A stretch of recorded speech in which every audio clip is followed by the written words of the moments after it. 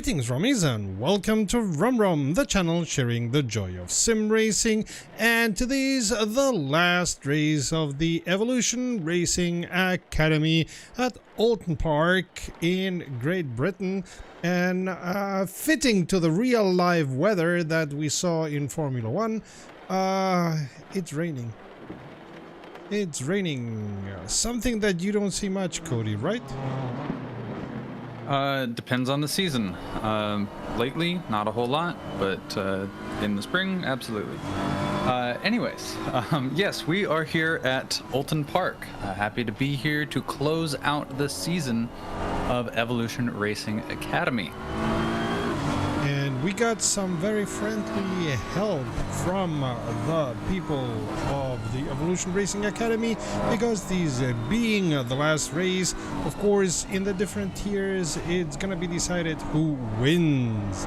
And for gold, Ernest Limburg, with 3 wins, will be gold champion if he finishes P4 or higher, and if he finishes P5 or lower, Knight needs to finish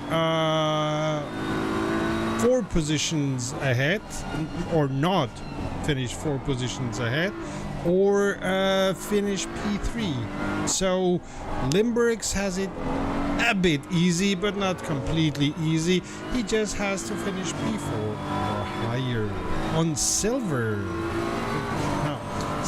Steve Tetley needs to finish, what is it, P9 and ahead of Cow and Van Holland, which is even easier than for a gold.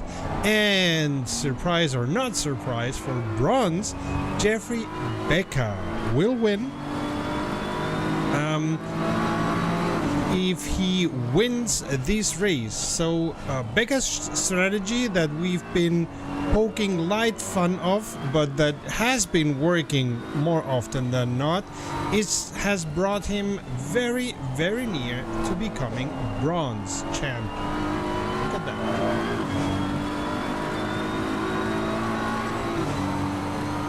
Ladies and gents, if you want to win in Assetto Corsa Competizione, just do the pit stop at the end of the race. Past performance does not indicate future results. Sure, but on the other hand, that strategy is working for him. It is. It is indeed. And, what's your relationship with Oulton Park? It is like a long-lost lover. I don't have anything against Oulton Park. I love the track layout. It is a very fun track layout. I've driven this circuit competitively for a couple of occasions in... I think actually I drove a global enduro race, with those who would know the channel. Yeah, I drove a global enduro race at Oulton Park probably 3 years ago now, and haven't touched it since. And I love it, but yeah, it's one that I haven't really dove into lately. And this race is probably going to inspire me, and probably a few in the crowd, to go and take a look at it again.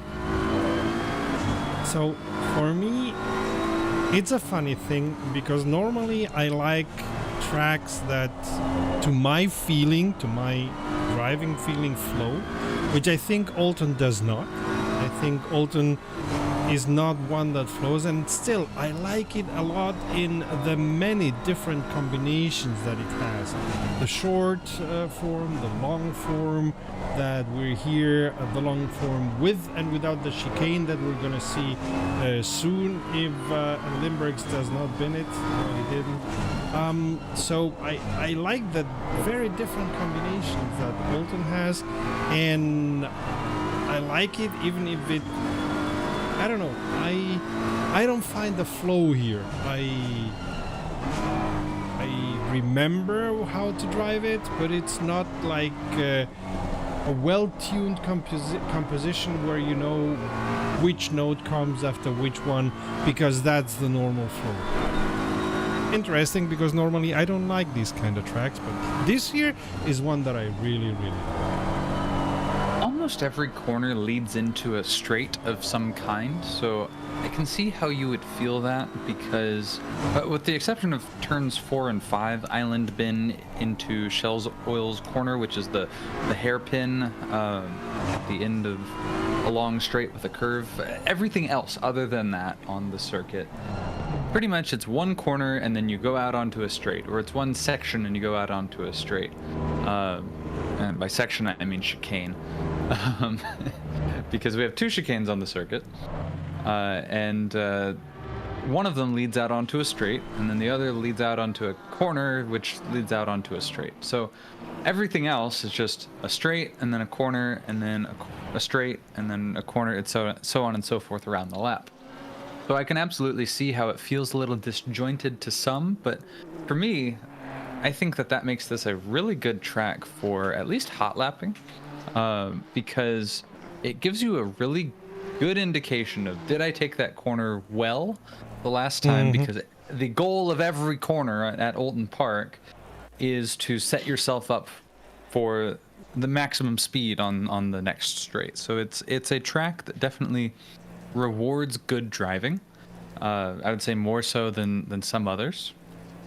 Not that there are tracks that reward bad driving, but Oulton Park, is one of those tracks that you really get onto it and you can go lap after lap and just casually improve and focus on one corner as you go around, because it is kind of segmented with the way that the corners and straights connect to each other.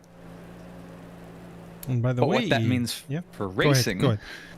What that means for racing is that there's a lot of opportunities for passing. A lot of braking zones, a lot of accelerating out of the corner and passing someone on a straight. This is a really, really fun track to watch racing on, and that's what we're here to do today. And this race today is 90 minutes long, which means that we can expect, even if it's raining, to see 2 pit stops. In the past, 90-minute races meant 2 obligatory pit stops, even if I remember correctly. So let's see how this here is, but I think it's gonna be the same.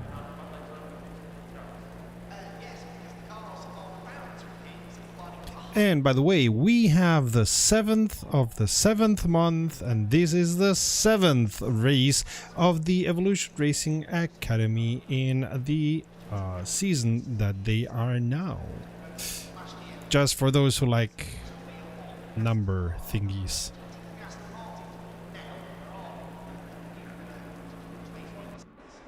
I'm a little strange. My relationship with numbers is odd.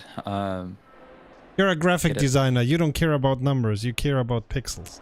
Well, here's the thing. I love statistics, but I'm terrible at math. On the on the other hand, I've noticed that a lot of people that follow sports from the US are, I would even say, more in love with the statistics of the sports than with the sport itself. At least that's what it feels like. Like they can quote statistics like crazy, and you're like, okay, but what about the sport? Bigger number is better. No replacement for displacement. I get it. I get the idea.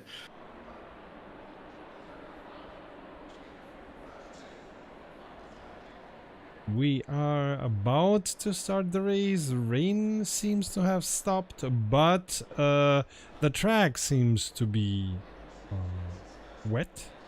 And as always, you are seeing penalties being dished out.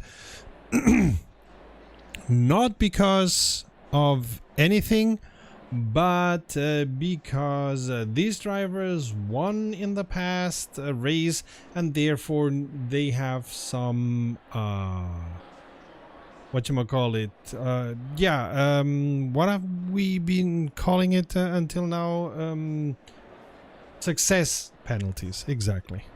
Yeah, that's the one. I want to say that Jeffrey Bacher has put a wonderful word of wisdom in the driver chat that I'm taking a look at. He has said, "You can take any turn flat exactly once." True that. That is a wonderful, wonderful adage to go into the race. Oh man. Additionally, we mentioned at the very start, wet race. It doesn't look very wet, does it? Well, the tarmac looks wet. Or not wet, damp, whatever.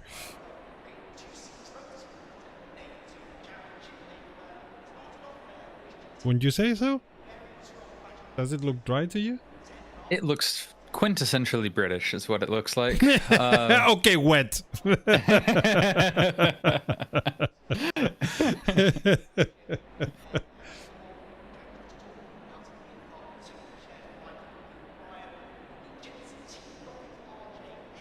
see. We a little bit of a note. Sorta, I am in. I'm in the server. All right.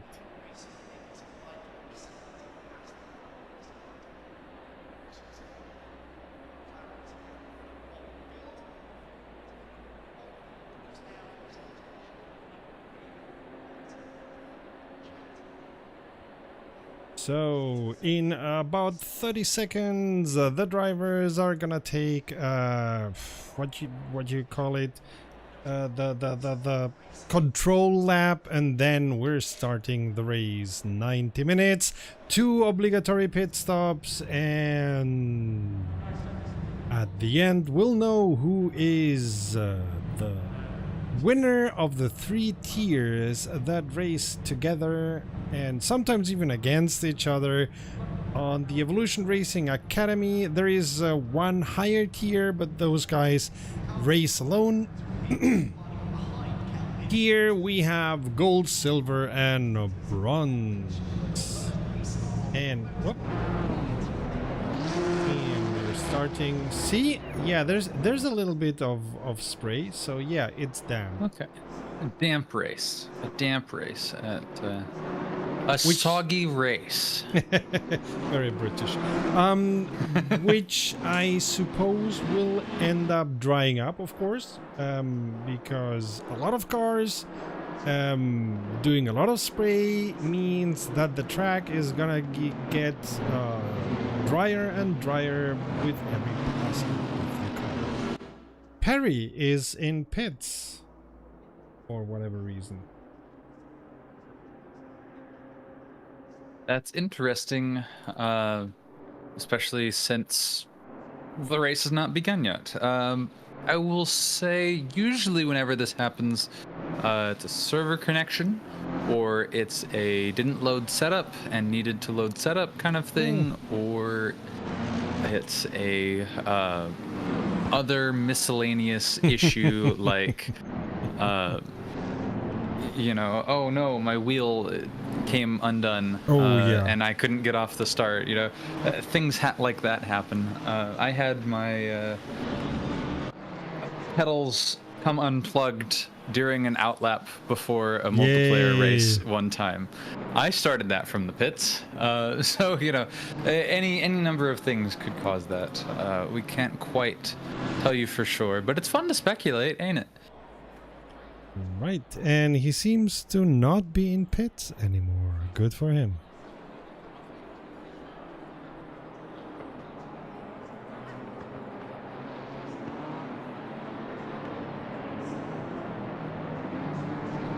All right.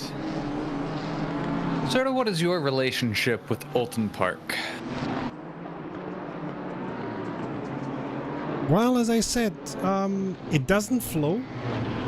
And surprisingly, it still is one of the tracks that I like to race a lot. I like it's complex, it's interesting, and on the other hand, it does not flow.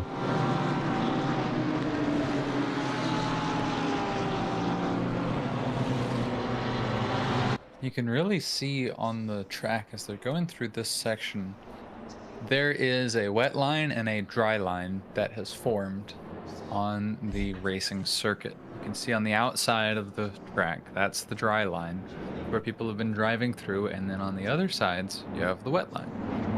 This, of course, really well illustrates the racing line as we're coming up here to the start. But also, remember, you're going to have less grip on dry tires outside of that racing line where it's rubbered in. And here we go. Green, green, green. 1 hour, 30 minutes at Oulton Park. Here we go down to the first corner. Everyone make it through. Okay, 3 wide. Oh, big hit.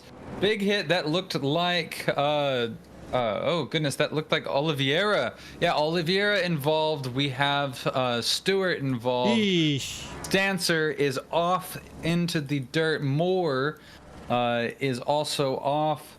Volt gets going again in the Honda, and East and Murasanu got away pretty well, but we're involved in that incident. But we continue on. No yellow flags coming out. We're going, and it is Knight who has maintained the lead from the start, going through navigating the first chicane, and then we'll have a straight, and then we go into the second chicane. And killing one of the normally plastic poles that are on the chicane. Yes.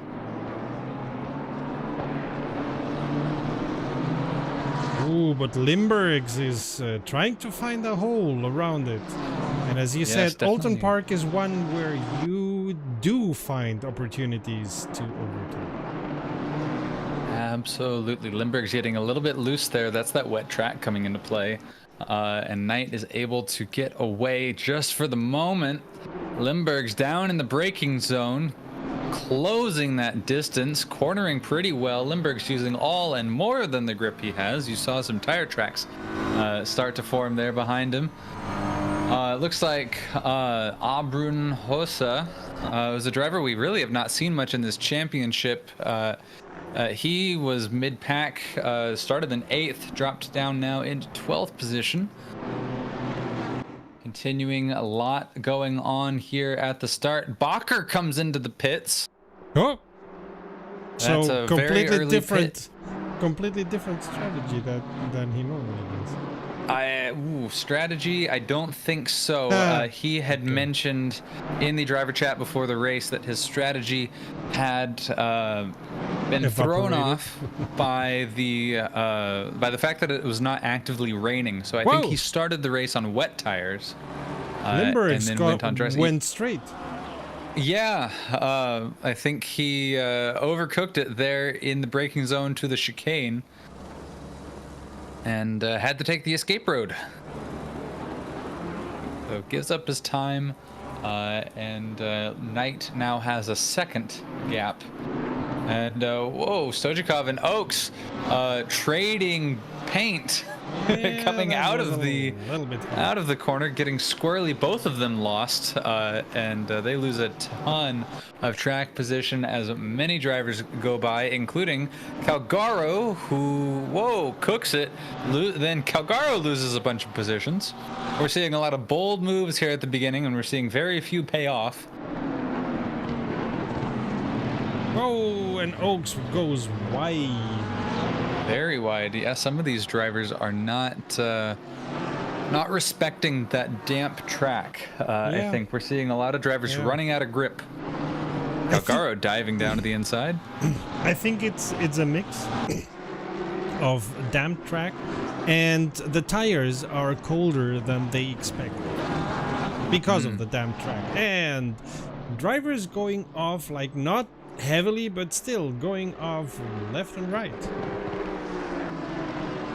For sure. Stojakov and Oaks battle going on right now, and whoa, Stojakov goes way off, and he has to find a way to get back on track. Ends up spinning it on the inside, does a donut on the apex. We have a McLaren as well that's gone off. Bunch of drivers. That was Stancer. Yeah, that was Stancer, who went off as well. in the hairpin chicane they call the Shell Oils Corner. Heavens, lots going on. By the way, Limburgs is already near to Knight once again, and they together are 8 seconds away from the third position Gale. A little bit like Van Gisbergen and I think it was Perry in NASCAR Chicago this weekend. I didn't see it. I was you have to off doing other things. You have to watch at least the first 20 minutes, because those two were battling for first position, having tons of fun, and Gisbergen at one moment even puts his hand out, gives a thumbs up because he's enjoying that battle so much. Great battle, great driving, and for one showing that there are some of the cars that are able to turn in on both sides, left and right.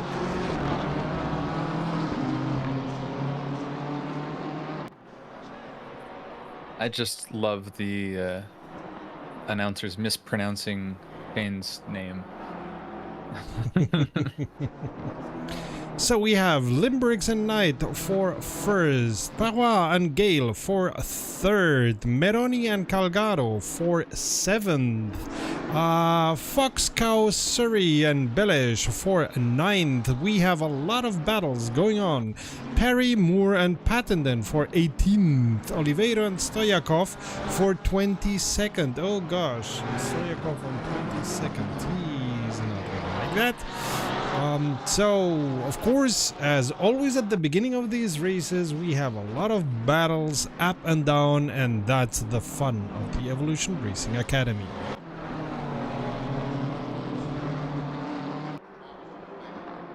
We are keeping for now with Knight and Limburgs, because this is the battle for the lead. Exactly. And yeah, it's heating up here. The M4 GT3 of Limburgs is looking for an opportunity, and he finds it. Wow. Really catching up to Knight there in those couple of corners. Nice. That banked chicane really helping the BMW stay right behind Knight. Here they are coming into the chicane here. I said chicane, hairpin for Shell's Oil Corner. Yeah, Limburgs hates that chicane. You saw him go straight a couple of laps ago, and now you saw how he was having difficulties navigating that one. Oh. I would say I'm inclined to agree with that corner. I have driven it without the chicane, and I think the track overall flows better without it. Which is why they have the chicane, so that it doesn't flow as well, and you have to be more technical. But yeah, I understand what you're saying, and up to a point I concur. Oh, we have Oaks against Tetley, and Oaks is only 0.2 of a second away, so he will be looking for an opportunity to overtake, which he right now does. Change the camera soon enough. Moving back to Limburgs against Knight. And Limburgs and Knight, you've seen over the course of this championship, these drivers are proven. And Knight is one he's been a late championship dominator. Really strong performances that have only gotten better this season. Definitely most improved, and you see he's defending the top position from Limburgs, who is no slouch by any means. Yeah. And these guys are absolutely on the limit going through here, and it is amazing to watch. They are miles ahead of everyone else, figuratively, but they are 11 seconds ahead of Gale, who is in third place.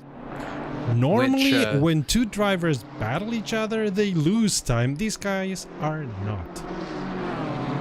Yeah, it's interesting because, Limburgs, for as close as he is and as much as he is looking for an opening. You can see it in where he puts himself, but he is, for all the straights, staying right behind Knight, and they're kind of drafting off of each other. Knight's running his own race right in front of Limburgs. He's not running super defensively.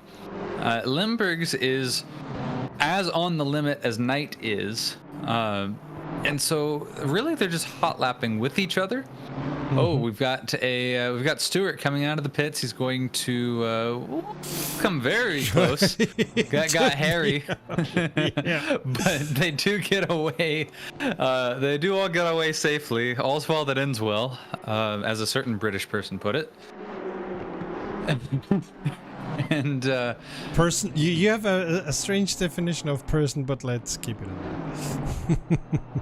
I do believe William Shakespeare was a person, yes. I'm not sure what you mean by that. Oh, I was thinking more of Wallace and Gromit. Oh. Oh no, Wallace and Gromit I don't think were the originators of All's Well That Ends Well. I don't think so either, nope. Now, geez, Gromit, that's a bit more original to Wallace and Gromit. And by the way, let's not forget that Limburgs needs only to finish P4. So he is battling for first position on principle. Of course, also because he's gonna have to lose 15 seconds in pits, but still, he does not need to fight for first position. If he keeps in the position that he is now until the end of the race, he is going to win gold. And I'll tell you what, I don't think that matters to either driver right now. Absolutely. Because, oh my goodness, Limburgs is glued to the back of that Nissan. Absolutely glued. 0.2 seconds away, has been maintaining that distance, and Knight is completely unfazed by it. Knight, for everything that he has, is not made a single mistake. Nope. Limburg's even getting ever closer. If he wanted to smooch him, he could. But these drivers are professionals. They know they have a lot of race to run. They're not trying to do a bump and run. I think Limburgs recognizes that he's a little bit quicker than Knight through these corners, but he also recognizes the reality of he doesn't need to fight. There's an hour 20 to go. And Knight's clearly not pulling over to give Limburgs the position. Never in a million years. Of course not. And so, you know, Limburgs is, I think, content to sit behind Knight. But because he's slightly faster, look at that. He is just bump drafting off of Knight. And Limburgs, I think, for the first time in many, many laps, has kind of looked towards the inside on a braking zone there. Yeah, for as contending as both are, they are not doing anything aggressive. Knight is not defending aggressively. Limburgs is not attacking aggressively. They are driving fast, but if they find an opportunity to get rid of the other, they will do so, but not just going for the max, just racing fast. And that's why they are gaining so much time to third positioned Gale and the others, of course. Yeah, I think in NASCAR they call it a drafting buddy. Mm-hmm. You get your drafting buddy, your drafting partner, and you just, because one car on a, you know, let's say a super speedway especially, you know, one car by itself is going to be nowhere near as quick as two cars drafting with each other.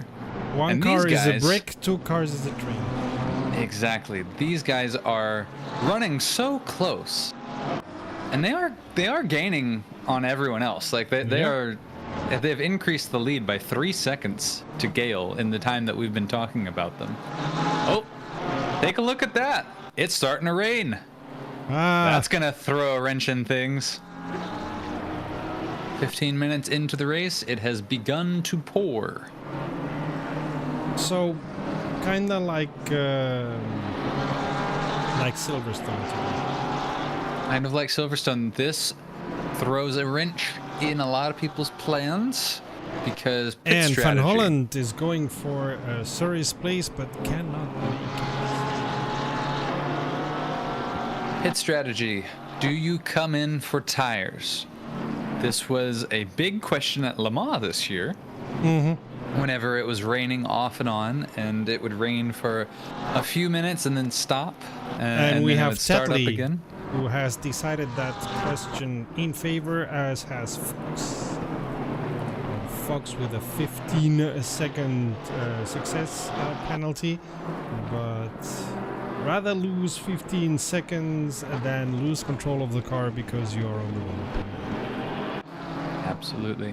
But I'll tell you what, if you come in for tires too early, that can also be a problem, because if everyone else can maintain their laps, or maintain their pace for longer after you've come into pit, then whenever they do come in to get their wet tires, then their wet tires are newer than your wet tires, and yours will age quicker. And depending how long it rains, if it doesn't rain too long, you may overcook your tires. And the Yes. problems that especially F3 had at Silverstone. Because it was raining, then it stopped, then it rained, then it stopped. It was a nightmare for strategy. Here I am watching Limburgs and Knight still, and they've increased their distance. That's a little bit of expertise so they don't run into each other just in case something happens in the rain. Both drivers are not on rain tires. They are on dries, both of them. And I've seen Knight stay fairly planted so far in the rain here as other drivers are coming into pit. Limburgs has been a little bit more squirrely. He's still maintained his distance to Knight at about 0.2, 0.3 seconds. Oh, there they go around to the lap. Stoichkov. Stoichkov's not going to be very happy about that. Really, really poor day for Stoichkov. Yeah. Stoichkov has switched over to wet tires. Bacher is over on wet tires. A lot of drivers down the order have already switched over to wet tires. A lot more. You really see that pit box very, very busy. Gamble, Cow, Roth, Greenham, Perroy, Moore, Stancer, Perry, all drivers coming into the pits now. East, everybody has come or is coming in now for pit to get those wet tires. Ooh. Did Knight go a little bit wide? No, it was just that. And Knight goes into pits, as does Limburgs. Makes a lot of sense. They did well to stay out for as long as they did. I'll tell you what, Gale, who is out on dry tires, has decided not to come in to pits this lap. He feels that he can chuck it around in the wet and not lose time. But I'll tell you what, it is really pouring it down right now. We are seeing a lot of ponding starting to form on the insides of these corners, especially on the rumble strips. Those are going to become glass. Oh yeah. In the rain. And while Assetto Corsa Competizione isn't as good with all these water physics as, for example, Automobilista 2 is, it's still very, very good, and the aquaplaning is something that you really feel on the force feedback, and it's scary as it would be in real life. Becca has already done his 2 obligatory pit stops. Let's see if he is going to not go into pit stop until the end of the race for 70 minutes. I don't think so, but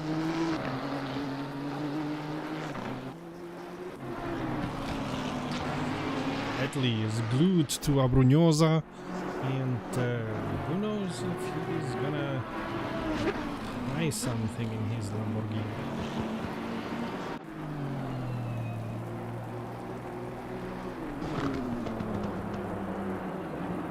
Yes, he is going for the inside and makes it stick. And nice. Gale, who was barely holding on in that last corner, finally Yeah. comes in to pit. Absolutely. Oaks also is on dry tires, and he stays out. I think the extra weight over the back end of the Porsche maybe gives him a little bit more confidence going through these corners. But, yeah, but it's really looking like it's affecting his lap time for sure. And the car is squirrely. If you watch it closely, as we're doing right now, you see how he's having trouble keeping it on track. Yeah, I'm a little surprised that he hasn't come in because, yeah, we are properly in wet conditions. And his last lap, well, for reference, his best lap was a 1 minute 36.352. His last lap was a 1 minute 52.230. That's a very off-pace lap, I'll tell you what. Yeah. Calgaro behind him, he's faring a little bit better, but he is still at a 1 minute 43.6, which is very off-pace. So Oaks is really having trouble. yeah, absolutely. Sliding it around, we're properly in wet conditions. Imagine if your car at home there we had go. no tread. That was to be expected. Ooh. Yep. Went off and almost went into Calgaro, but only. Yeah, you're playing with fire whenever there's as much water as there is on track, and you haven't switched out yet. As he comes around, there's this corner and one more. As he comes around after now this corner, we'll see if he comes into pits. Frankly, I'll make the judgment call to say he would be insane not to, and Calgaro as well. And they don't. They don't. They are insane. At yeah, least from that's our an interesting point of view. decision. that is an interesting position to take. It looks like Calgaro is about to make his way around Oaks. I'm sorry, that's not Calgaro. That is, it's not Tetley either. That is another Lamborghini that I haven't identified yet. That's Perry. That is lap down Perry, trying to make his way around Oaks. And Perry is on wet tires, so this is, the fact that he's being caught up by Oaks is probably not going to be something he's super happy about. And yeah, Perry could have not stuck his nose in there, but Oaks also could have not cut him off like like that. With Oaks, I'm not sure if it's more a thing of not being able to control the car the way he wants. Yeah, I don't know if anything Oaks is doing right now is intentional. Yeah. When you're sliding around like that, yeah, Oaks. The lap up car is getting a blue flag for Perry to pass. So that's an interesting dynamic to have on track. And Oaks sliding around. Really curious why Oaks has not come in for wet tires yet. Any advantage that he would have gained. And he goes white. Was to be expected. Ooh, yep. There you go. Any advantage has been lost through other incidents, but also that. And now he has to swing all the way across. He does not come into pit. This is bizarre. Okay. Yeah. Well, he stays out. Oddly enough, maintains the lead. Him alongside Calgaro is also doing the same technique of oh, we have a car off. That's who is that? Goodness me. Let me take a look at the map. That's the 97 car, I want to say. Pattenden. Yeah, that was Pattenden in the McLaren. Who is on wet tires. But even on wet tires, rainy conditions are treacherous and dangerous, which makes it even more bizarre that Oaks and Calgaro have opted to stay on their dry tires. By the way, Limburgs is 3 seconds away from ninth, from 0.2 seconds to 3. He may have loaded up more fuel or has had any other kind of issue. And we're seeing Becca and Fox duking. Becca on 19th, not the position that he wants to be in. On the other hand, overall, not overall, but second bronze driver. As we said, Becca has taken both pit stops already. And we see Fox going. Oaks and Calgaro still not going into pit.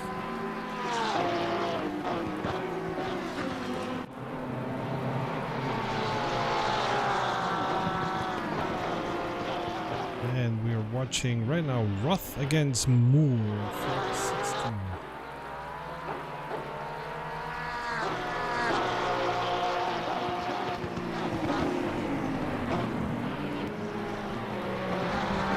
Right now, the king of the wet driving is actually Limburgs, who has set a 1 minute 40.030 in the rain.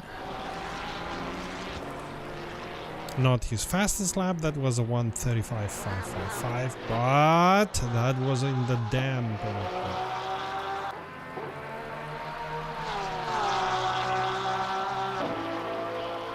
And we have, look at that, Stoyakov is on 12 and battling with Cow and Meroni for 11th.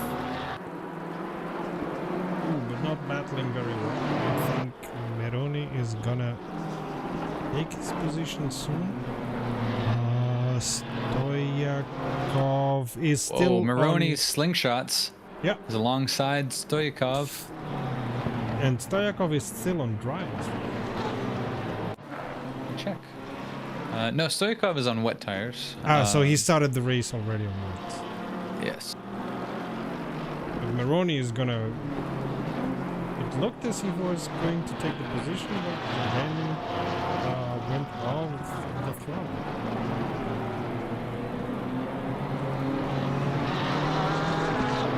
But now maybe... Gets alongside him. This is a narrow circuit, Yeah. especially going into the chicane. And Maroni's doing a good job of... He keeps finding opportunities to get alongside, but he does not want to cause a crash. And so Yeah. he's letting off, especially in these rain conditions, the chances of, sliding into Yeah. the other driver has increased. So he's doing a very good job to drive defensively, still trying to find his way around Stoyakov, who's just not had the pace today. Yeah, here we go. He looks towards the inside. The inside is going to be the outside as they go around this corner. And yep, Maroni pulls it off very, very well around the outside. That's that Porsche grip coming into play. And imagine who has at last gone into pits. I guess it's yep. The goof troop staying out for that long, tell you what. Yeah, because they are now 9th and 10th, while Knight and Limburgs regain their first and second position. But as I was saying, Limburgs is 3.5 seconds away from Knight. And for those in the US that are seeing a white flag being swung around for European racing, this does not mean last lap, it means slow car ahead. So don't be surprised, there is still 1 hour to go.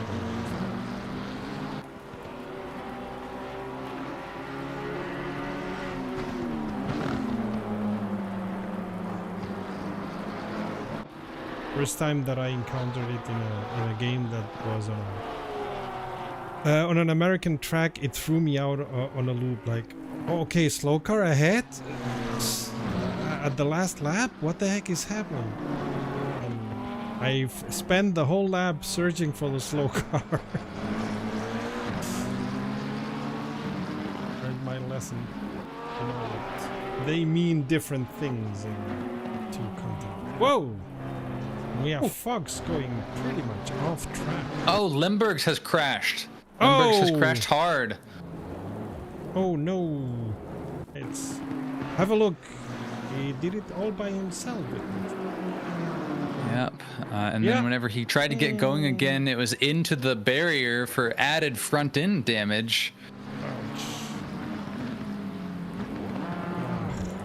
Really, really tricky. He gives up the position to Gale, who is in the 508 Nissan. And so it is now a Nissan in first and a Nissan in second, followed by 2 BMWs. It's a good question if he has so much damage that he's going into pits. Of course, a good question of do I go into pits right now and change tires and go into and continue in wets even if there's 1 hour to go, or do I keep the damage that I have? And that's something that only he knows, because only he can feel the damage. At the moment he stays out. But that of course gives so Limburgs is on third. For now he is still safe for winning the championship. But he should not do any shenanigans of these kind. Yeah, we saw some incredibly consistent driving from Limburgs. Yeah. Glued to the back of Knight for so long, and then just one incident tripped him up, and now it's going to be a fight to get back to where he was. Certainly, it's going to be the waiting game to get back into the pits for his scheduled pit stop. He doesn't want to throw off his pit strategy too much, but I'm sure he is anxious to get back and repair that damage that we know that he has gained. And we just Especially saw Gamble losing a little bit control of the car, and Moore being able to gain on that because he was all the time near enough. That's for 14th position. Yeah, I mean, of course, Limburgs knows better than you and I if the car is behaving well or not, or how badly the car is behaving after those two very, very close encounters with the barrier. And yeah, he'll have to decide accordingly. Of course, repairs also cost time, but it's always the question of what is gonna cost me more time. Do I lose more time driving with a car that may need repairs, or do I lose more time doing them?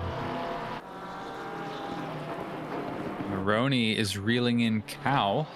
Maroney's a driver we haven't really talked too much about in this championship, but Oulton Park must be his track because he is on a tear. Let's take a look. Oh wow. Maroney passes Cow and they trap a signboard in between the two of them in the corner apex. It looked like Maroney hit the signboard and that just pushed it right into Cow, and that actually kind of upset Cow's car a little. I don't know if that counts as contact or not. I need to check my rule book. Interesting strategy. Playing signboard football while racing. And Cow is giving him light signs as if saying, look, I didn't like what you did, give me the position. You didn't do anything. I didn't touch you. I'm not touching you. I'm not touching you. That's the signboard. We're going to Oaks against Calgaro. Well, keeping an eye on that.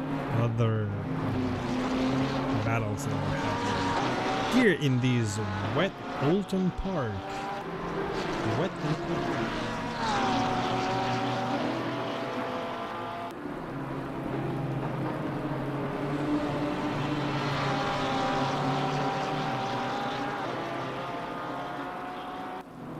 Oaks and Calgaro have now come near Abrunhosa. And Oaks it looked as if he was going to take the opportunity that there is a lap car in between. Oaks is trying to find a way around Calgaro. Whoa, Calgaro goes wide. Gets himself out of the way, goes very wide, and off into the grass and into the tire barrier. He is stopped on the circuit now and has quit the game. Oh. First DNF. Oh wait, no, he has not quit the game. My apologies. He lagged out of the game. He may have had a connection issue that ended up with him going off. I saw him. I was trained on Calgaro. He disappeared for a moment, and then he showed up in the pits, and then he showed up back on track where he was. So that was what I was reporting on. It ended up being a server's connection issue with Calgaro. I don't think that was a rage quit situation or anything. I think most likely what happened was he lost connection to the server, some sort of netcode issue, and that was at a pivotal moment in the braking zone, and that sent him off track. And then I'm sure he came back again and was in the middle of slamming into the barrier, popped back, and then again popped out of connection and then back into connection, and that's what we saw there. So that just looked like a very unfortunate mechanical issue with the server. And by the way, Calgaro is still on the race on 15th position. 8th to 15th.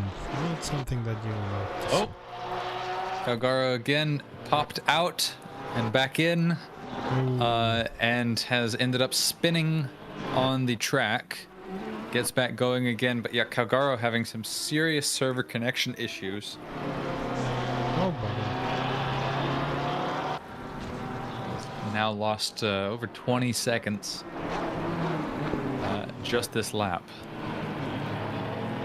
At some point you have to decide if it's worth trying to race if the server and your client don't work.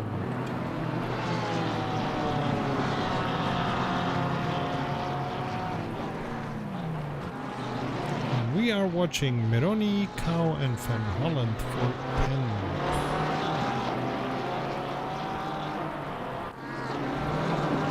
Especially Van Holland has come very near to Cow. Seems to be struggling because of tires, maybe? No, yeah, he's running wets. Van Holland is. Calgaro in pits, by the way. Or repairs or just enough. You know, Van Holland and Cow running so close together makes me realize just how similar those color schemes are. Cow goes way off, way wide, and doesn't slam into the barrier, but does lose the position to Van Holland, who slips by without a fight. And we move to Tetley against Bellish.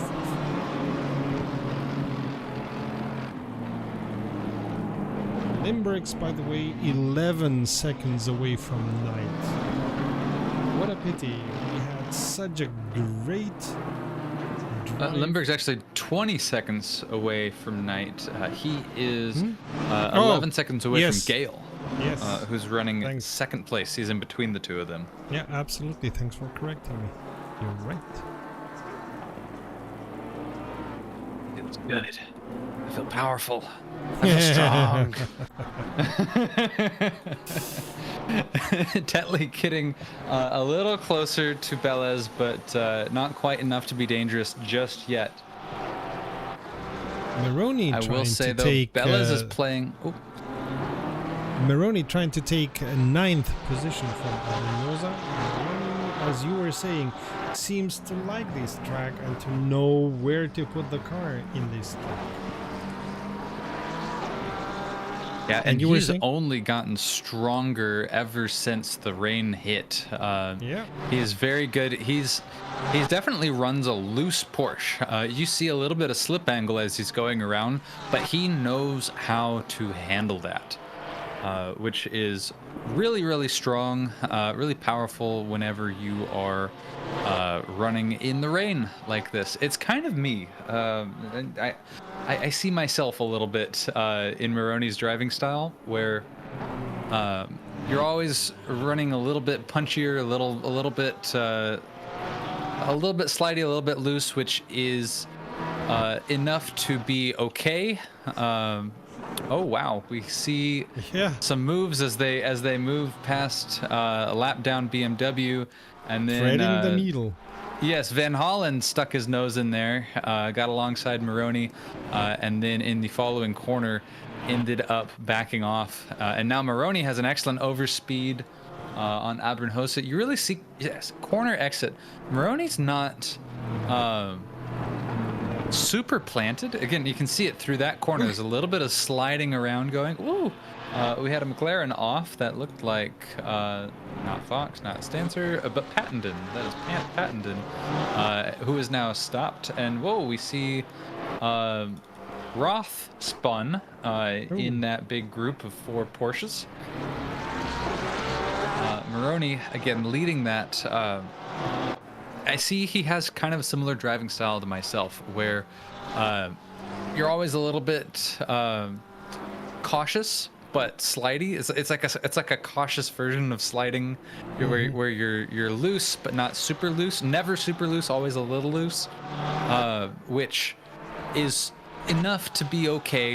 You're on pace, but not necessarily fighting for the lead in the. Whoa! Van Holland way late on the brakes, maybe locked the tires and slams into the back of Maroney. Maroney handled that really, really well. Yeah. Actually was able to get back on track, not lose a whole lot of time, but both drivers came away with some damage there. And Abernhosa spins on the final corner. He is stopped on corner exit. And he gets back going again by way of the grass, and that's how that battle ends. But Maroney is now making his way around Moore. Or I say making his way around. He's up alongside Moore. He's got ahead of Moore now. Wow, a lot of action there. But yeah, it's the kind of thing, and this is. What I'm trying to get at is whenever it rains, that driving style, you just come alive. Everyone else trying to navigate it, but you're already like your driving style, Maroney's driving style, is just already so well suited for the rain that Maroney's not driving a whole lot different in the rain than he usually is, or at least he was at the very beginning of this race. And so it's serving him really, really well. He has moved up.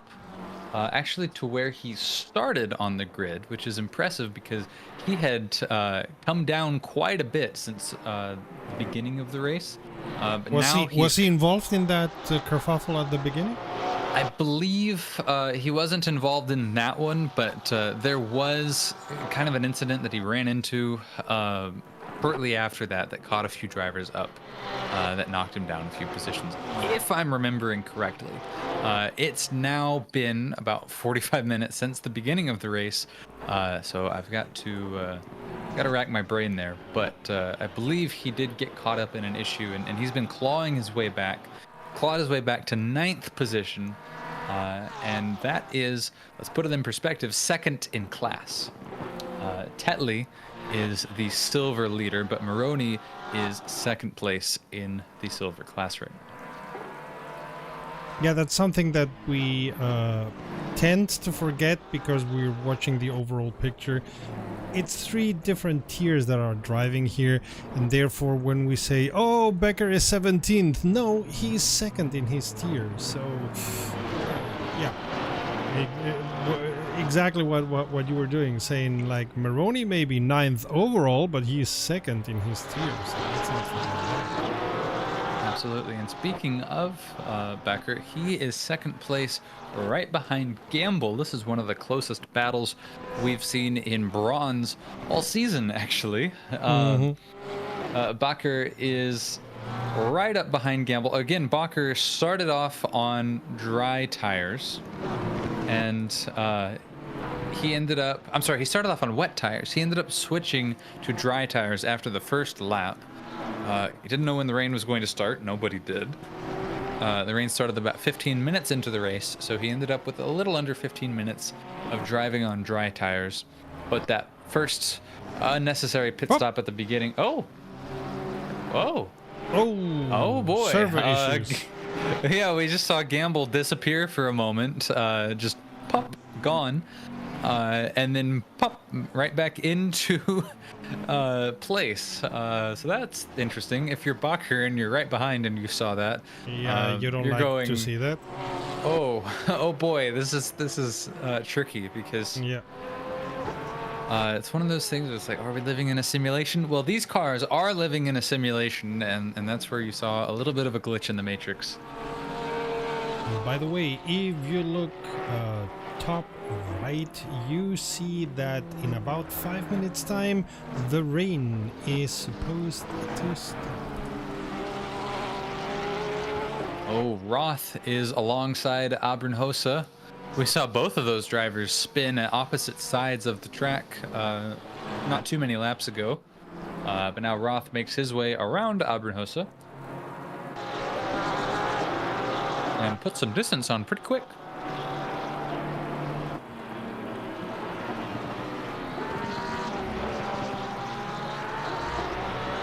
Roy and Tetley are duking it out, but it looks like Tetley kind of gave the position up to Peroy in the last corner. It may have just been that Tetley had a very bad final turn, but looked like Peroy takes it without much of a fight. Peroy moves up into 4th place. Interesting livery.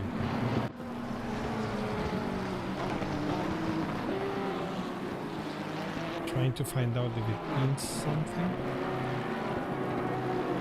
Whose livery? From Peroy.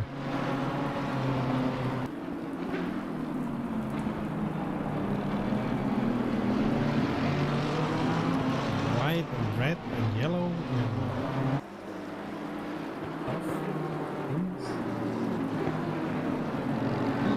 comes very badly out of that chicane, but doesn't lose too much time.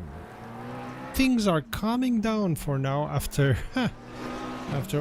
more than 45 minutes. For once we have no battles around. They're gonna start soon enough. I suppose that many of the drivers that still have one pit stop to go are gonna be taking this pit stop. I'm saying pit stop. This pit stop soon. I suppose they are waiting for the dry moment so that they change to dry tires.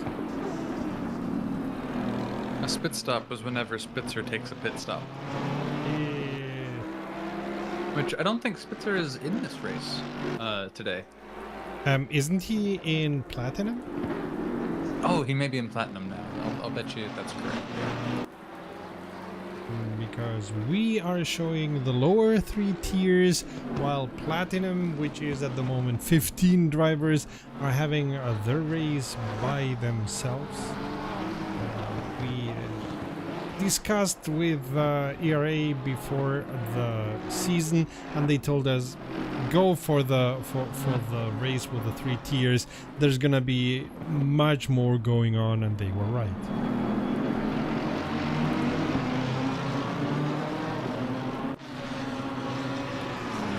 So for now, Limburg's on a 3rd is going to win the overall championship. Oh! Perry spins. Perry spins hard and goes into the wall. And I think he spun all by himself. while is being in a correct. difficult situation. Like, nobody touched him, but I think he just lost cool or lost control, because that's what can happen when you're trying not to hit and trying to keep control of a difficult situation. And Knight, by the way, is still enormously fast. He's enormously fast, but Gale has been catching up to him over the past few laps. When we last checked in on Knight and Gale, he was a good solid 11 seconds ahead. That gap has come down to about 4 seconds. So, And Rain has stopped. So maybe as these wet tires start to heat up in the drier conditions, and these drivers have to come in for their pits, which will have to come in for pits anyways pretty soon, we might see some shakeups.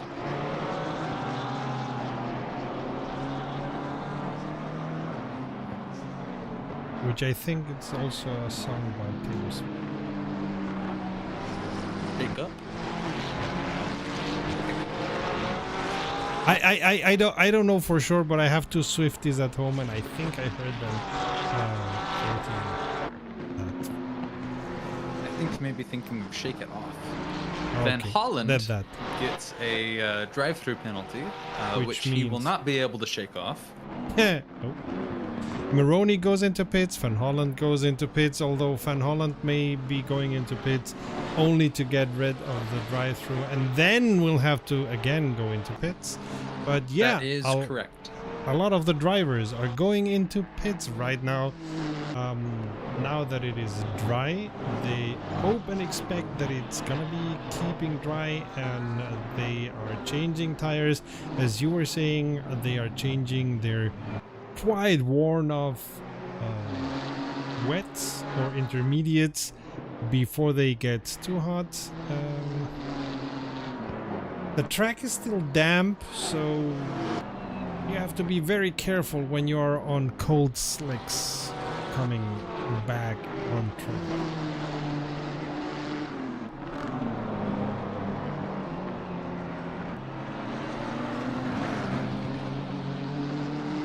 One of the things to look out for as a driver whenever you are considering to switch away from wet tires is your tire temperature. Absolutely. Will very quickly heat up and get very hot and lose grip that way. And you don't want to overheat your tires. And so whenever these drivers start seeing the tire temps get too high, that's their sign to come in and switch for dry tires. Yeah, and we are seeing Oaks and Moore also in pits, so slowly but surely they are all going into pits, but not Knight, who keeps on first position. We saw that in the when it started to rain, that Knight and Limericks kept out for a while on their dry tires, and were able to do quite good time still. So, oh, Knight's car went a little bit squirrely. So I suppose that Knight is getting all that he can out of these tires, and then he's gonna go into pits, which is not what Limericks does. Limericks is in pits.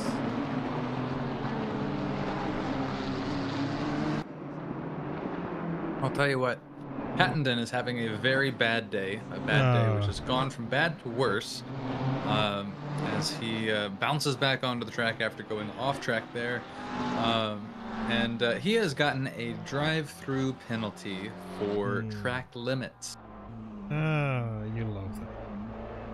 And from the look of his driving today, I don't think that's a track limits that was born out of a desire to cut corners and gain an advantage, but I think it was track limits of, oh crap, it's wet and I've slid off the track and I've slid back onto the track and I get a penalty penalty. Speaking of penalties, the 256 car gets a drive-through for Stoyakov. speeding in the pit lane. Yes, that is Stoyakov, who's having a very off-colored day to end the championship season.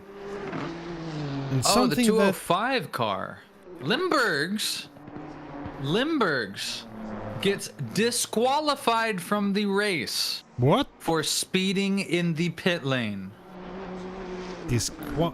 Oh, so he's not gonna win the championship. Yes, that has huge implications for the championship season. Yeah, he was going into the pits and did not slow down in time. I guess did not continue to slow down. And yes, has now been disqualified from the race. And so as such, he will receive 0 points from this race. And yeah, that is his championship win gone. Yeah, that means that Knight is gonna win the championship for the gold. By the way, we are seeing on track something that you seldom see when you are in the UK. Sun.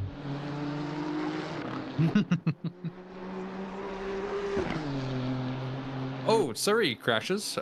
Now third place Surrey has gone, had an incident with, it looks like Roth. Oh yeah. And goes into pit subsequently. Oh. Yeah, him and Roth were both stopped on the track, waiting for the other to move. Yeah.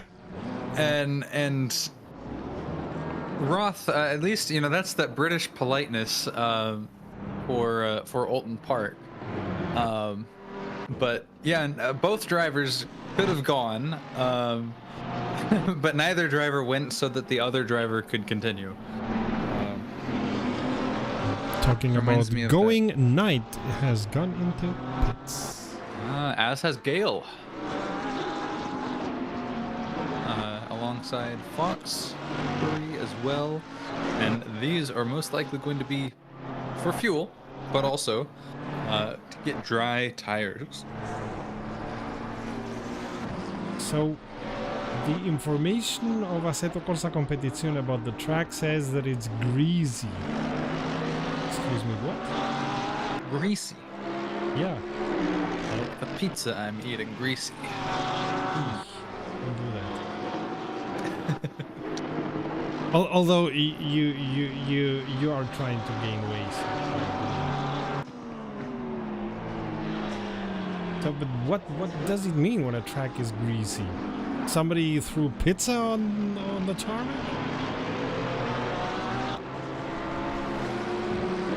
Had we been to Monza and I said the track was greasy? Probably. But I think, let's see, a greasy track, I mean, what's in between a wet track and a dry track? A greasy track? Is that I think what they're trying to go for? Damp? Yeah, I mean that's what I would have called it. But there is the they call it damp. I will have to look in in any kind of documentation if there is such a thing for Assetto Corsa Competizione and try to find out what they mean by greasy. Oh, okay. I've searched greasy track. Mm-hmm. Actually, the first thing that pops up is actually from the Corvette forum. Might be because I'm searching from America, but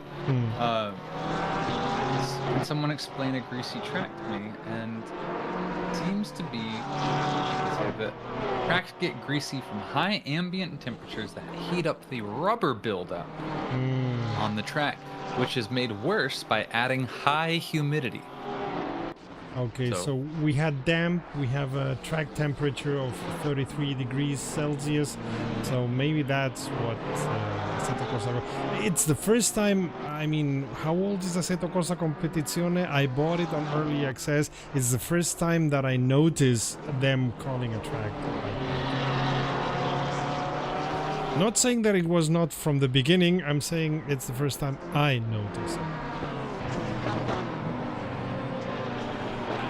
I guess that's whenever a rubbered-in track heats up and it's humid. It becomes greasy. Which sounds very much like Oulton Park at this moment of the race.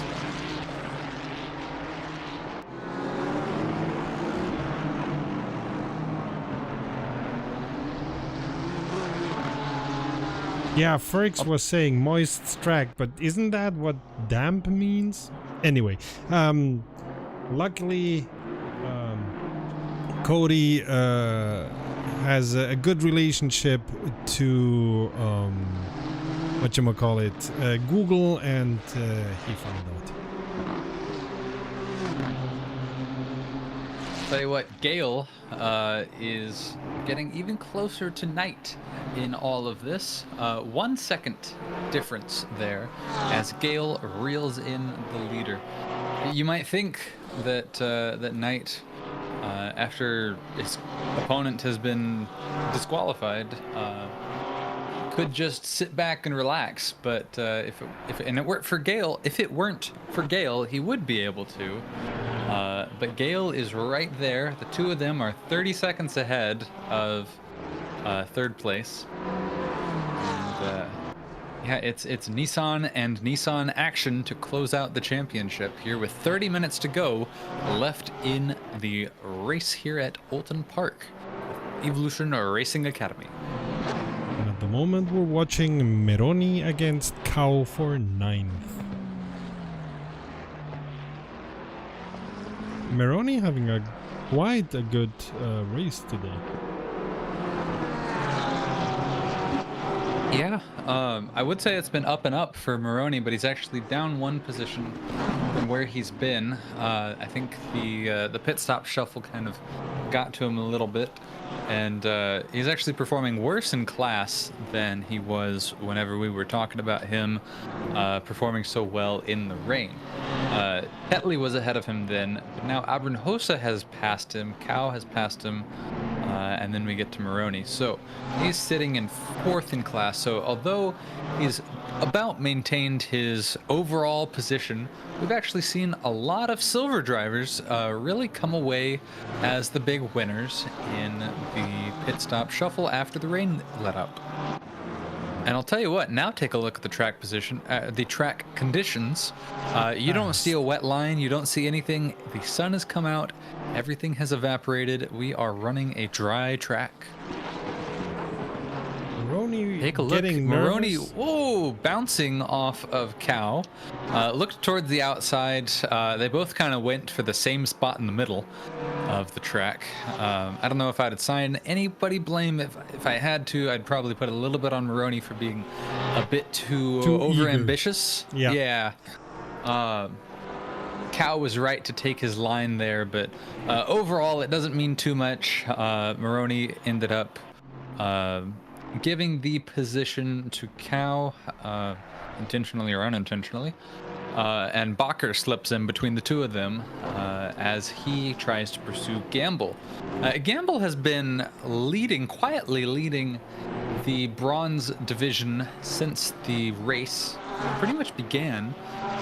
Bakker is, of course, the driver who has been trying a lot of very avant-garde things. Today he started off, I say avant-garde things with regards to strategy. Today he started off with wet tires, which he immediately switched over to dry tires. That set him back a little bit. He had to work his way through all the rest of the gold drivers. I'm sorry, through all the rest of the bronze drivers. Wow. Can you tell I've been talking for an hour? He's made his way through all the rest of the bronze drivers, which is only so much of a feat because today there's only 4 of them on track. Kind of a light showing from bronze. Oh, we were following Belesh, who was trying to get Tetley's position, but he what a pity. By the way, if things stay as they are, Becca is gonna lose to Gamble. Gamble at the moment is on the top position, and Becca must finish in front of him to be able to win bronze. So Yeah, that was Roth that ended up spinning Belez in the braking zone for the chicane. Roth just did not slow down enough and ended up in the back of Belez and spun him around. Kind of an unforced error from Roth. Really didn't have anything preventing him from slowing down. Yeah, ended up spinning Belez as a result. Not good.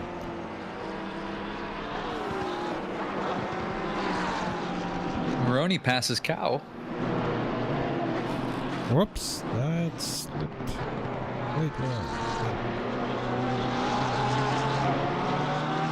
I'm taking a look at the replay to take a look at it, and yeah, Maroney just absolutely took advantage of Cow being very cautious in the braking zone into the same chicane that we saw Roth hit Belez. And yeah, Maroney just swung around, absolutely tossed it into the corner entry for the chicane. And it slid right ahead of Cow, and now is just about 2 seconds ahead of Cow, and looks to be on a upward trajectory. His next stop is Gamble, but he's got 6 seconds to get there. Oh, not 6 seconds to get there. He's got 6 seconds to close worth of gap. My goodness, I have been talking for an hour. I tell you, it's the pizza. I'm long done with the pizza at this point. Okay. There is a reason why pizza normally is eaten with 1 or 2 glasses. What kind of fancy pizzas are you having, man? Pizzas Italian. are usually Italian.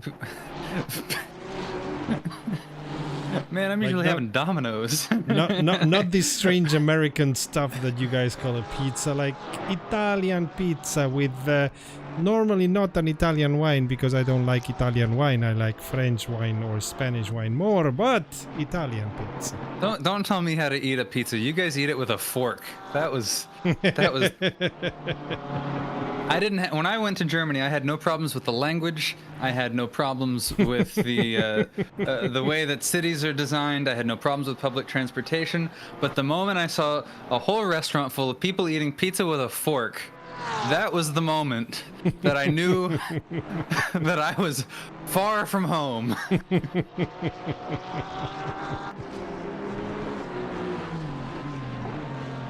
Pairing it with a red wine. Pair it with like a Mountain Dew or something, man.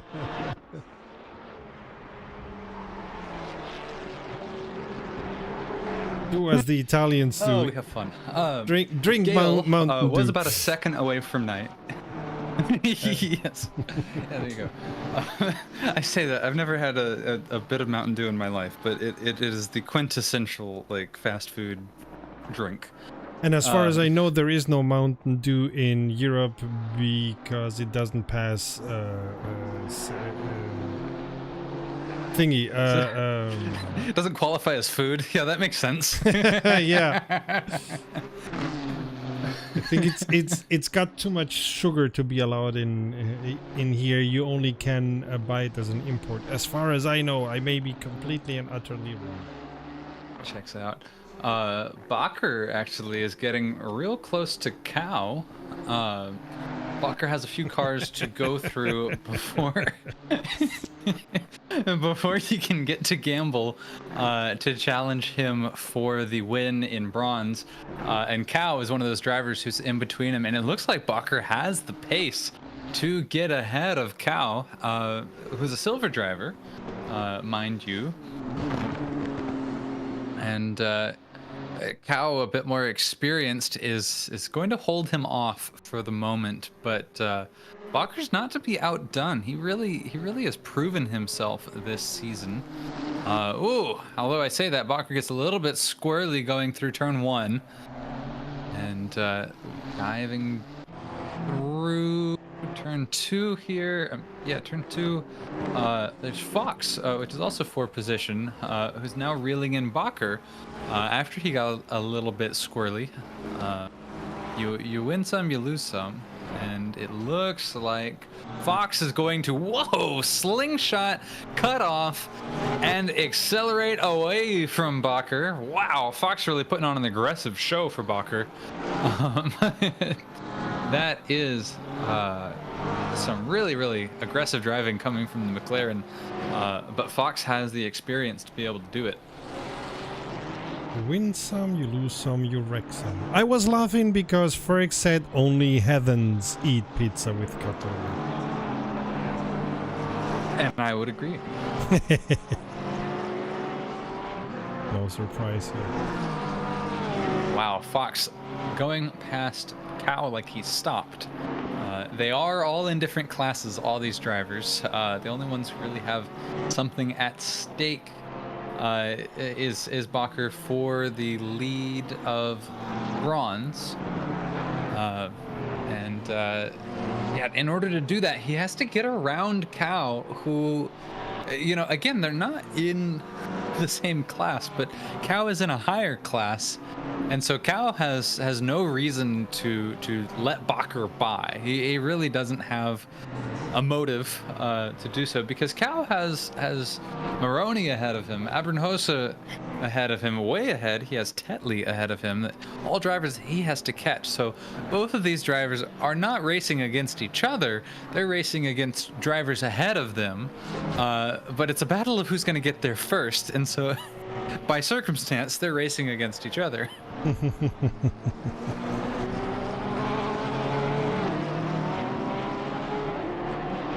I'll tell you what, Limburgs has been in the pits for a long time. Well, he's disqualified. We know he's disqualified, but he left the server, and he came back just to sit in the pits. I have to wonder if there's some sort of requirement with ERA or not that I know of. Yeah, something to that effect. It's interesting. He's just got that thing parked there. Not like he has a whole lot of other choice, but he did come back into the server, and I found that interesting. Bacher maintaining a very close distance to Cow, 0.3, 0.2 seconds apart. Again, he's fast. He's not fast enough to pass Cow, but Cow's not fast enough to leave Bacher in the dust either. So they're just kind of there until one of those two conditions changes. It looks like Bacher might have his move. He's really telegraphing his moves quickly, though, or early on. And I say that Cow is not really having to play defensive all that much. Like I said, Bacher is close enough to catch Cow, but he's not really close enough to be able to do anything about it. And Oaks may be setting himself up to get 4th position from Tetley. Yes, Oaks this silver, is the bronze. fight for the overall win. Tetley, the leader of the silver class, which, you know, we're talking about Cow and the silver class and that sort of thing. Tetley is far and away leading the silver class, over a minute ahead of Abernhosa, who's in second. But yeah, all that doesn't matter to Oaks, who is trying to crack the top 3. And he's got 6 seconds to gain to catch Roy, who's in the 79 AMG in 3rd place. And to do that, he has to get around Tetley. So this is one of those things, a class difference between these drivers, but they are fighting for an overall position, as well as trying to maintain their class positions, at least in Tetley's case. The more drivers Tetley has behind him is more drivers that is between him and Abernhosa.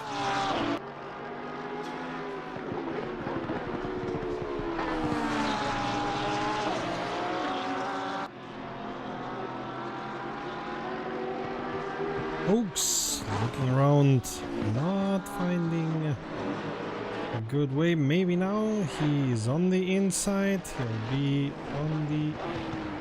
Yes!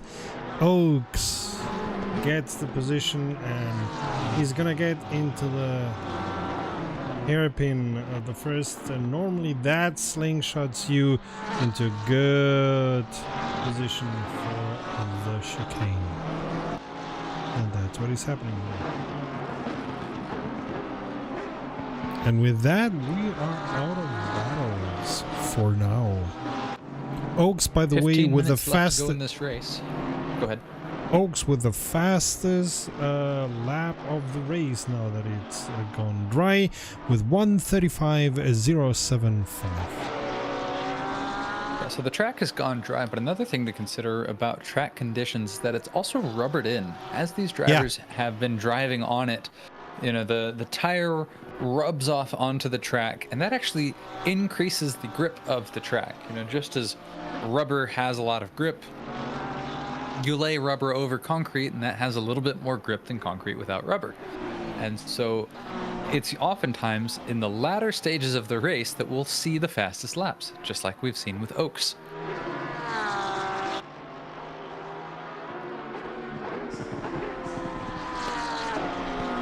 Well, Tetley got past, but he's still holding on within a second of Oaks. Of course, his battle is not with Oaks, but the more ground he has behind him and Auburn Hosa, the better. Absolutely. Tetley is gaining a little bit of time over Oaks. Not that he needs to regain position or something, because as you very well said,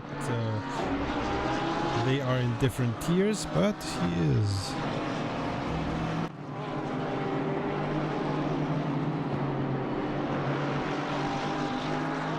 That's a fantastic finale that we are seeing. I mean, things have calmed down now, but we are 13 minutes till the end of the season, and it's taking a long while to calm. And I suppose that in about 5 minutes things are gonna be heating up again. Who knows?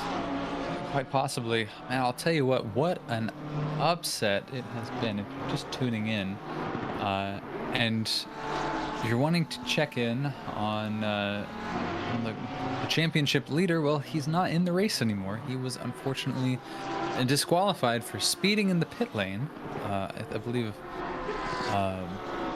it was such an infraction, I guess such a speed difference, that he was disqualified, kicked out, and now that has opened the door for Knight to win the race and the championship, which is a very very unexpected finish, because previously it was just going to be 4th place or higher was the way to go, and that was looking to be very achievable, but disqualification is not 4th place or higher. Oof.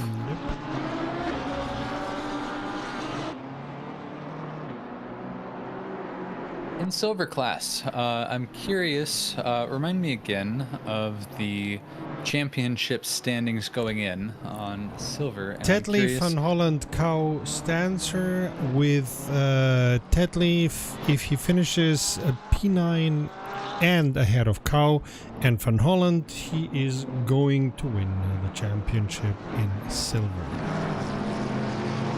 Well, given the fact that Tetley is 5th overall, and Cow is down in 12th. I think Tetley's feel pretty. Yeah, he's feeling pretty comfortable with all of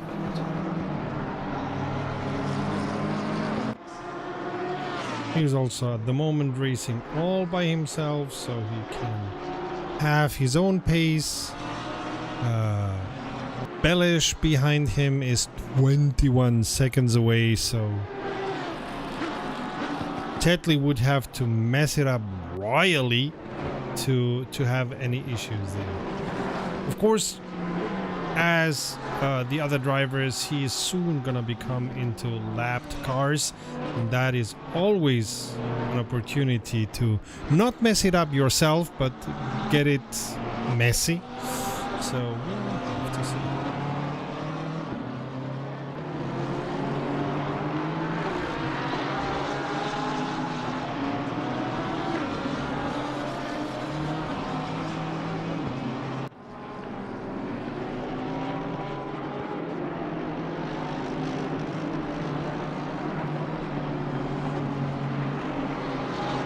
Takes a little bit of dirt, but it doesn't bother him much.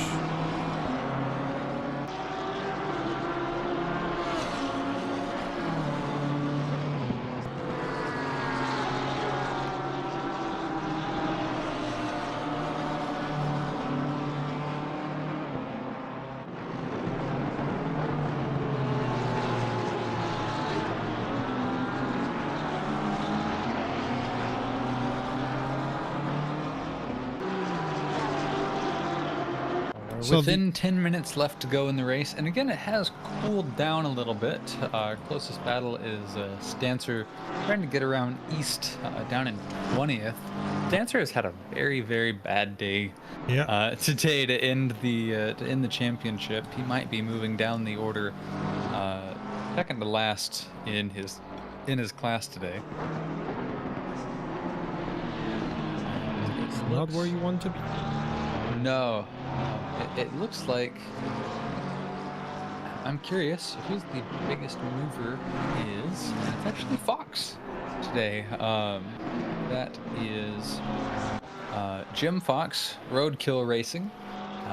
He started way back in 26th position, gold driver, and he has worked his way up all the way into 10th place for a maximum gain of 16 positions. Nice. Today in this race. That is a lot of work.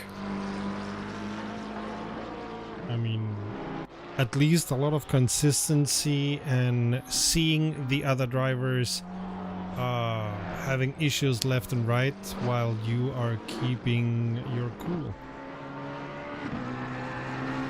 Absolutely. I think this race is probably one where we have seen the most attrition in this championship.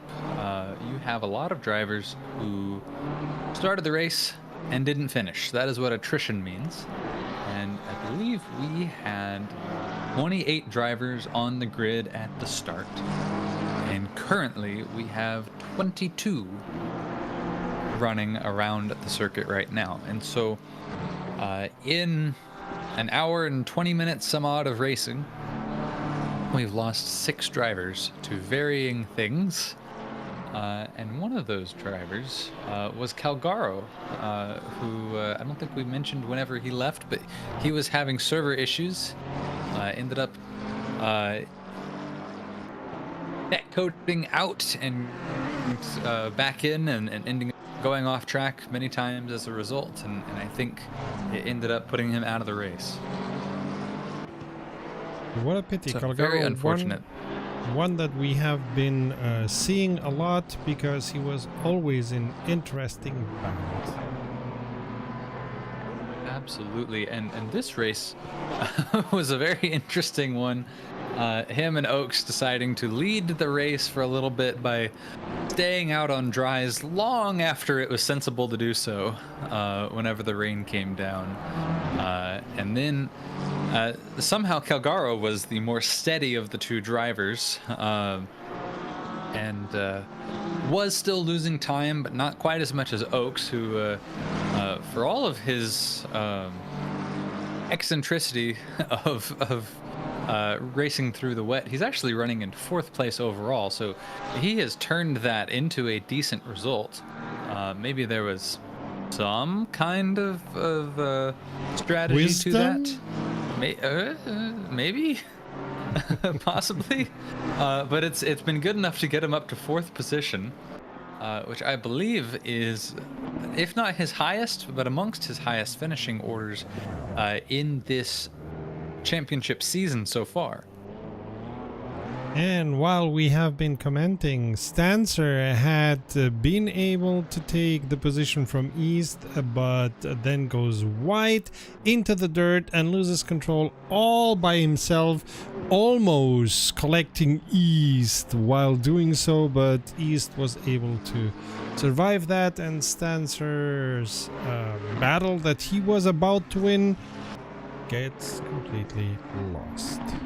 And while you were talking about that, it looked like Andy Oliveira in the number 89 Porsche ended up spinning it at the braking zone for the hairpin, the shell corner, and ended up losing a position to Volt, the number 413 Honda, driven by Robert Volt.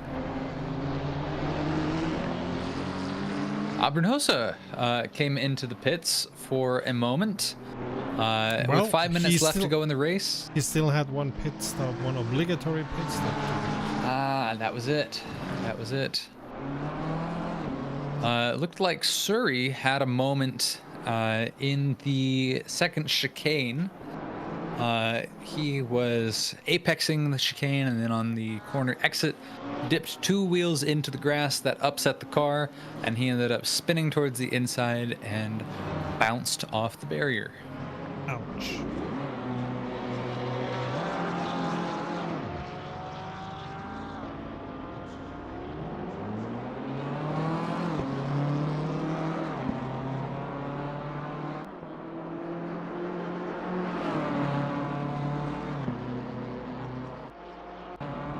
And we are 4 minutes left in the race with Knight in first position, quite uncontended, and if he doesn't make a boo-boo, he'll end up winning this season and winning his tier. Behind him, Gale, Peroy, Oaks, and then Tetley, who quite shortly is going to win also his tier, and then a gamble against Becca. If Becca doesn't get ahead of Gamble, Gamble will be winning the bronze tier.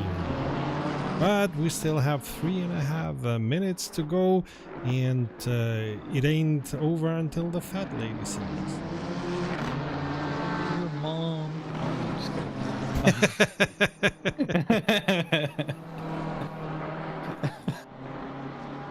All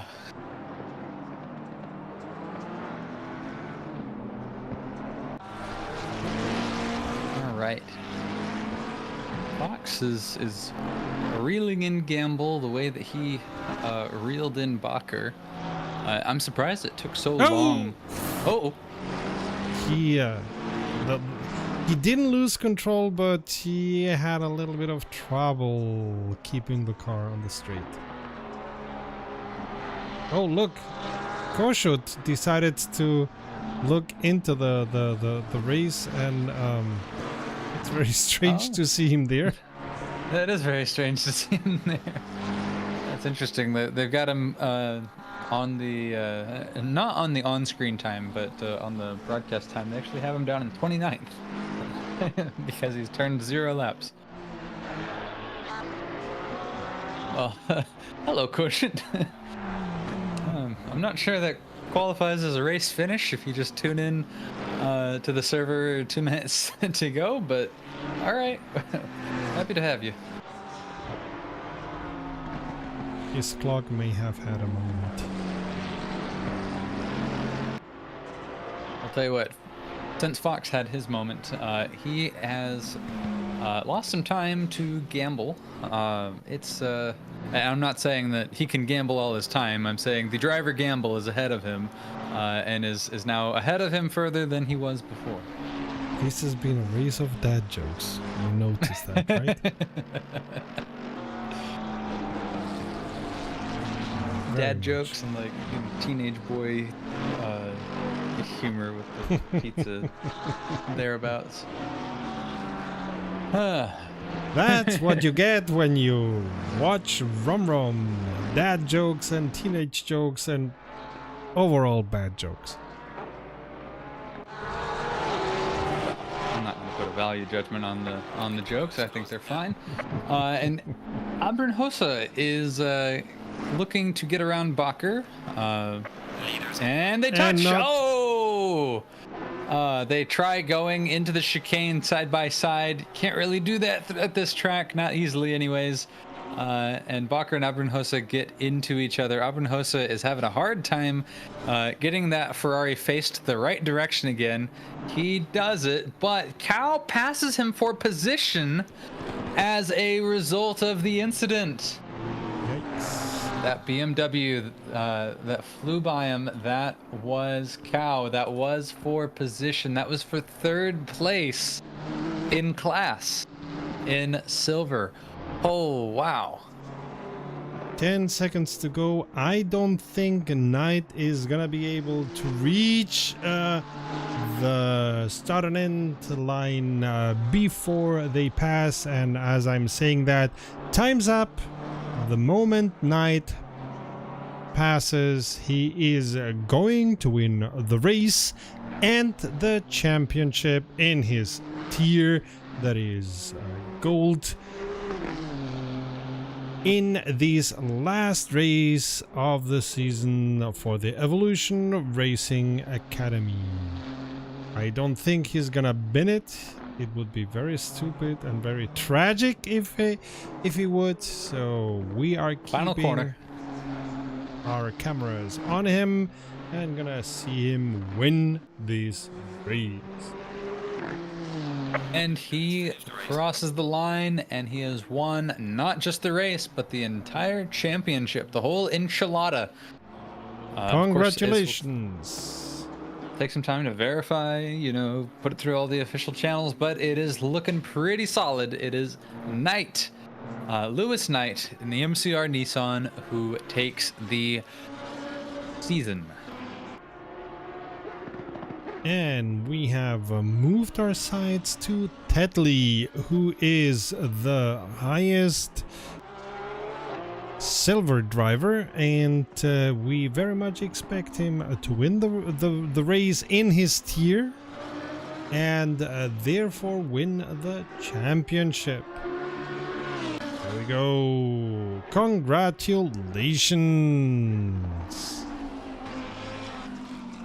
And Gamble already finished in front of Becca. So Gamble is the driver on bronze who has won the race today and the championship in his tier overall. The last 10 minutes weren't as contended as last week. I was surprised about that. But overall, this was a very interesting race in a very interesting track. Right, Cody? Or do you see it different? Absolutely. The dynamic weather threw a big wrench in things. We saw some drivers better equipped to handle it than others. We saw a lot of strategy having to come in to play. It was a really, really exciting race throughout. And man, all of these drivers put on a wonderful show for us. Not just this race, but this whole season. And we thank them. None of this would happen without them. And certainly none of this would happen without our organizers. So I want to do a big special shout out to Christian Fengler. Congrats on putting on another successful season with ERA. Absolutely, and you're gonna be hearing more from Christian when we are at the Sim Racing Expo, as he is expected to be there and we expect to be scrounging the expo together. But for now, this has been the last race of the Evolution Racing Academy. And do you have any last words, Cody? Well, I kind of said my last words a little bit early, but I will say goodbye and thank you for a wonderful season.